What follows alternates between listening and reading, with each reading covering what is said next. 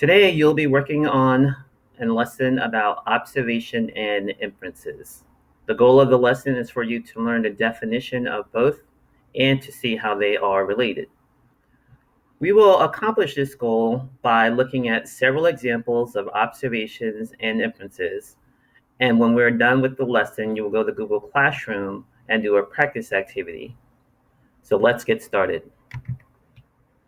Definition. An observation is when you use one or more of your senses to gather information.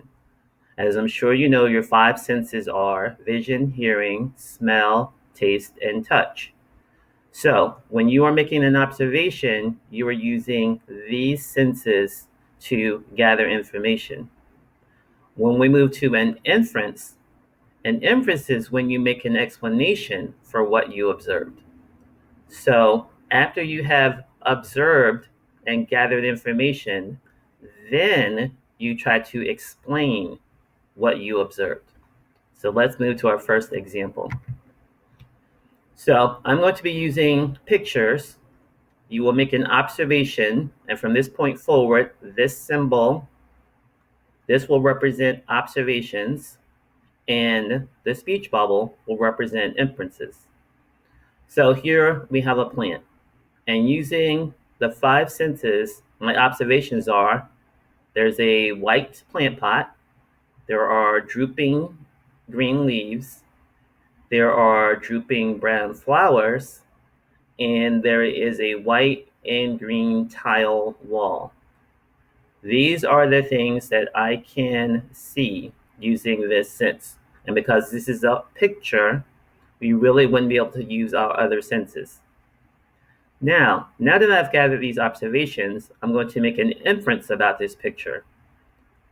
So with the drooping leaves and the drooping brown flowers, I could make an inference that the plant is dying, or maybe the plant needs water, or possibly the plant is in a room that is too hot or too cold for it to survive. These are all things that I am using to explain my observations. So once again, observation is what your senses tell you. Inferences are when you take what your senses told you and you try to explain. All right, here's our next picture. I'll give you a moment to just look at it.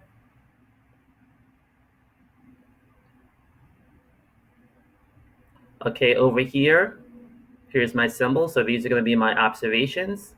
And over here, these are going to be my inferences. So I'm going to come over here and I see that there are 15 trees. One tree is broken. Another tree is leaning over. There are lots of fruit on the ground, apples or peaches. Now I highlighted that in green because I am kind of making an inference actually in this because I can't really see that those are apples or peaches or even that they are fruit. But for the sake of our activity, we're going to say that this is an observation. I see that the road is broken by a gap in the earth. I see that the road doesn't match the other side. These aren't lined up. I can see that the power lines are broken over here. I see two houses and that the top of one house is on the ground with wood around it.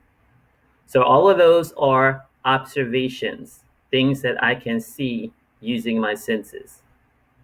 Now, based on those observations, my inference is what I think when I try to explain is that there was an earthquake. The earthquake shook the trees and it broke one and it caused one to lean over. The earthquake split the earth and it slid the road apart, as you learn about tectonic plates. It has also broken the power lines and it knocked down the house. Now, these are all inferences, as in I did not see these things happen. They are just what I think happened is my explanation for the things I have observed.